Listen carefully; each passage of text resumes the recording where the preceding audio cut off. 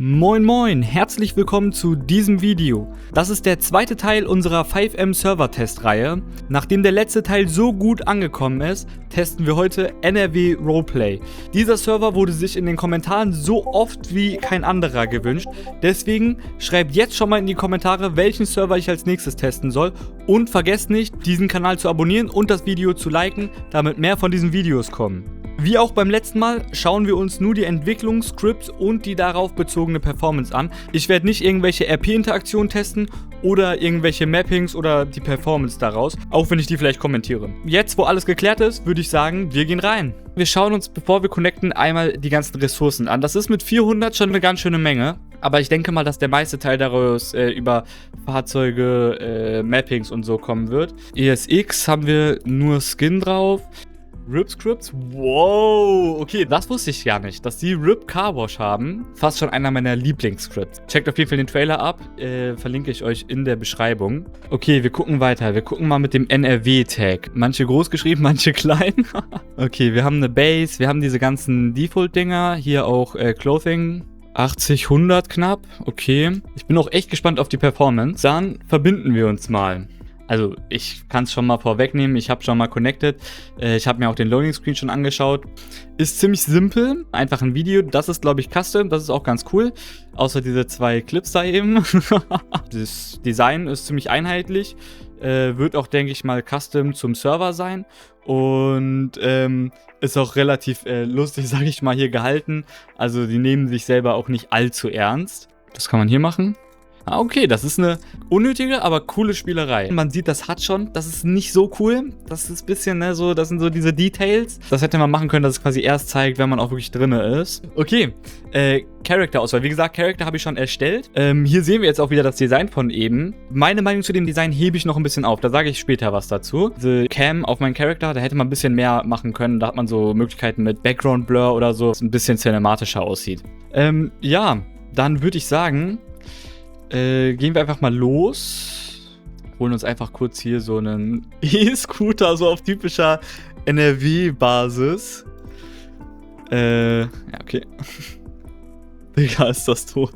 Wir können in der Zeit, in der ich hier rumgurken muss, über das HUD sprechen. Das ist wirklich mal wieder was Neues. Also das sieht nicht so komplett 0815 aus. Ich finde, die Geschwindigkeitsanzeige unten ist ein bisschen zu klobig, bisschen zu groß. Ich mag das nicht so, wenn es so ultra detailliert ist. Ja, ansonsten, das wurde auch letztes Mal in die Kommentare geschrieben, dass ich die HUD-Settings mal öffnen soll. Der Hintergrund erinnert mich sehr stark an meinen HUD, muss ich sagen, mit diesem Gitternetz. Das sieht mir ein bisschen zu überladen aus, da kriege ich einen Schock. Da weiß ich gar nicht, wo hinten und vorne ist. Was haben wir hier? Essen, Trinken, auch cool, dass man hier schon so quasi diese Preview sieht, auch wenn ich das ein bisschen so überladen finde. Hier, Speedo, okay, damit ich nicht meckern kann. Alter, wie viele Speedo-Styles sie haben. Bruder, die haben ein bisschen übertrieben, muss ich sagen. 5 verschiedene Styles. Hier ein bisschen, da ist dann der Abstand nicht mehr bei denen. Cool, aber auch ein bisschen unnötig, weil ich glaube, die Leute, die wird es jetzt nicht so sehr jucken, ob das jetzt hier schwarz-weiß oder farbig ist. Ja, dementsprechend soll das dazu gesagt sein. Wir gucken uns die Garage an. Oh, das war aber hier ein bisschen delayed. Weil wir das letzte Mal gemacht haben, nutzen wir den Moment jetzt, um das Design zu bewerten. Wenn ich das jetzt so rauserkenne, ist das Design, was sich so durch den gesamten Server durchzieht. Wir haben diese rote und grünen Farbelemente, die sich, glaube ich, auch durch das Logo ziehen und auch immer wieder erkennbar sind. Und dann diese Wellen, die erinnern mich ein bisschen an dieses, wie soll ich sagen, wenn man im Boot ist, das hat dieses Sonarwellen, Höhen, Tiefen, Messding, keine Ahnung. Ich weiß nicht, ob ich das persönlich komplett durchgezogen gelassen hätte. Ich glaube, ich hätte es so gemacht, dass diese Wellen so hier links zu sehen sind, quasi bis hier.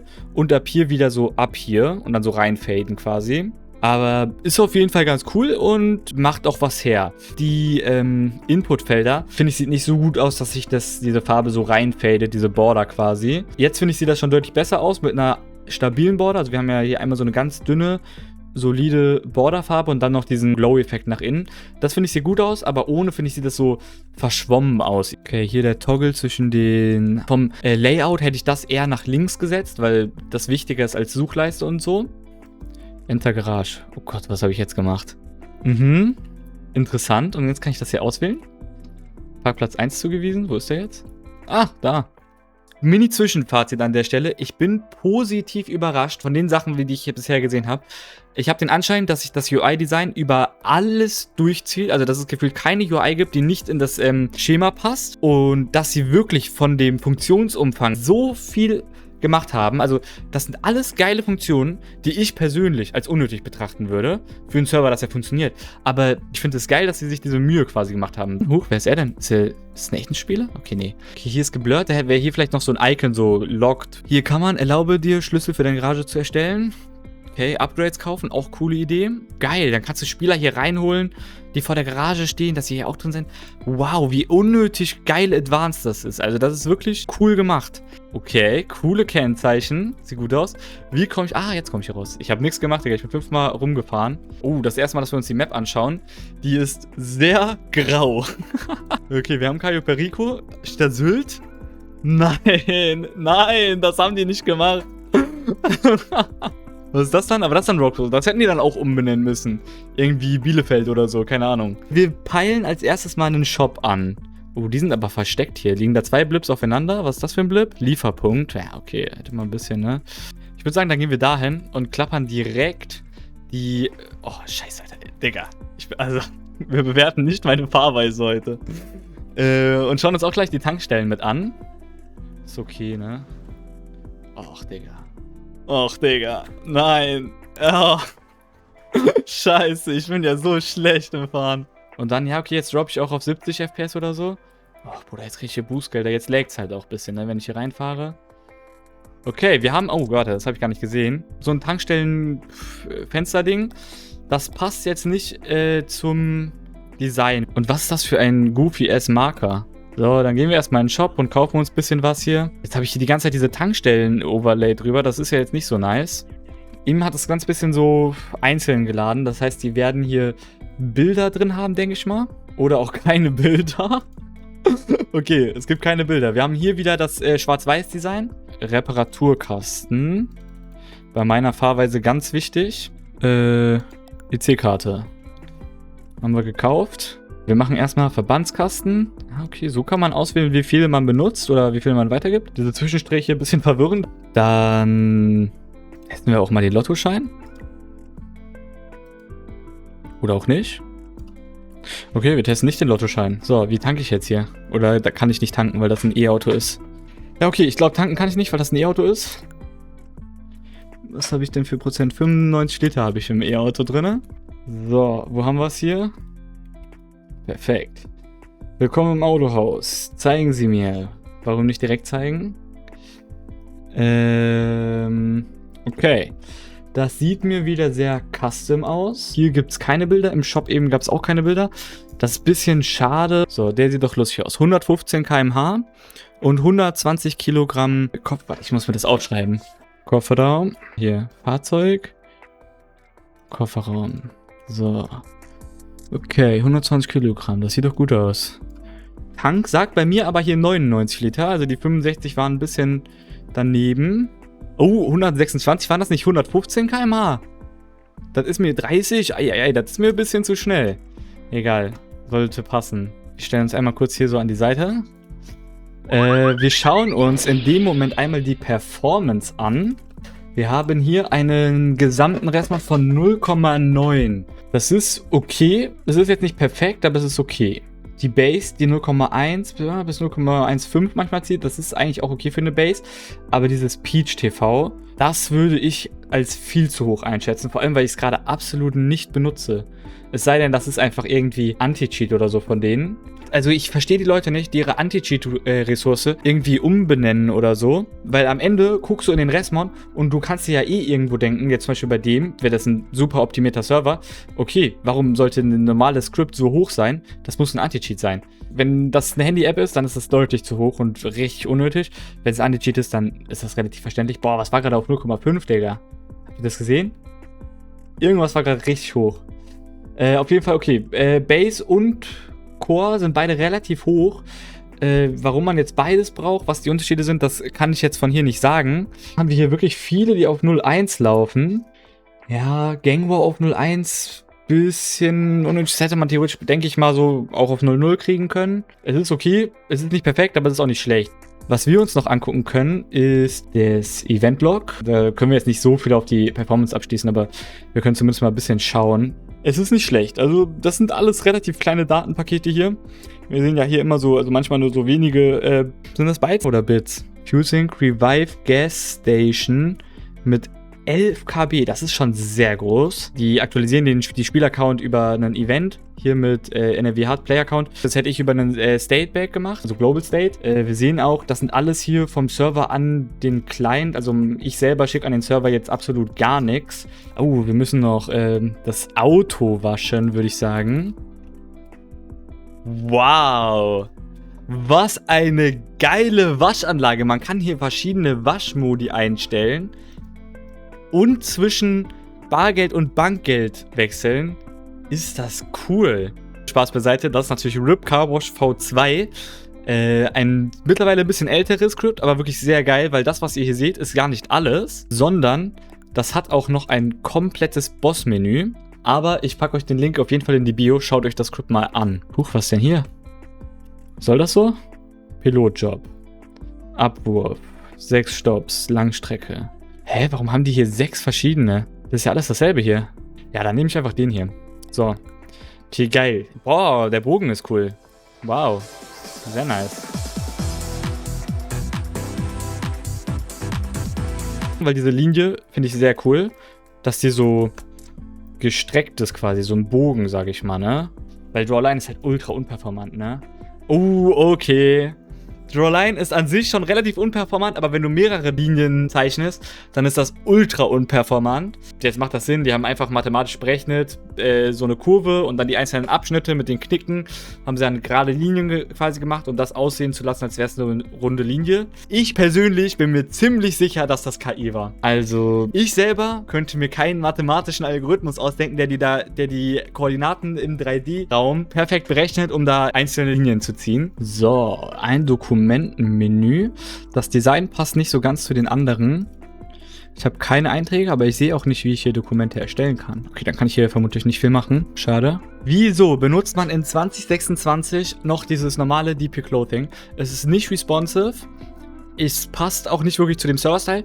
Und du kannst doch dasselbe auch mit einer normalen UI einfach, ich sage jetzt mal, nachbauen in deinem Style. Sie hätten doch dasselbe auch einfach hier ins X-Menü einbauen können. Das benutzen ultra viele und ich verstehe wirklich nicht, warum. Ich bin kurz davor, selber eins zu machen einfach. Das hat 5M geprägt. Jeder hat das. Ich hatte das früher auf den Servern auch und so. Dann, warte mal, was haben wir auch für 5? Ah, okay. Wenigstens haben sie hier ein eigenes Menü gemacht. Und nicht dann dieses Standard Rage UI Personalmenü. Das ist cool und auch gut so, weil warum benutzt man Rage UI heutzutage noch? Check ich auch nicht. Personalausweis. Schauen wir uns mal an. Sieht noch sehr stark nach diesem ganz alten JS4 ID-Card. Da ist es. Sieht mir noch sehr stark danach aus. Schlüssel, Kaufverträge. Scheint auf jeden Fall sehr gut integriert zu sein, wenn ich das so sehe. Also wenn man jetzt hier auch die Dokumente hat, ja okay, öffnet sich einfach hier. Sieht aber übersichtlich aus, auch mit diesen Kategorien und so, finde ich sehr cool. Ich finde mich hier sehr gut zurecht. Soundeffekte sehr schön, ist ein cooles Menü.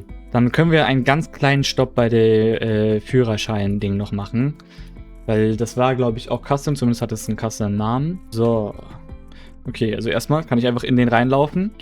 Hier auch wieder mit diesem Interaktion, also Talking-Mode, keine Ahnung wie das heißt, ganz cool eigentlich. Ich würde jetzt schätzen, ja, die Kamera positioniert sich ja so, dass man direkt davor ist. Was ich, glaube ich, gemacht hätte, ist, dass ich den eigenen Char, also man selber, einfach unsichtbar gemacht hätte. Also andere können den noch sehen, aber du selber nicht. Weil in der Regel, also du würdest ja aus der Perspektive hier stehen, wenn du jetzt hier hingehst. Ja, okay, es sieht auch cool aus. Nicht schlimm, wenn man es so macht, aber es ist halt anfällig, dass es nicht cool aussieht, sag ich mal, ne? Ah, das ist aber ein schneller Test hier.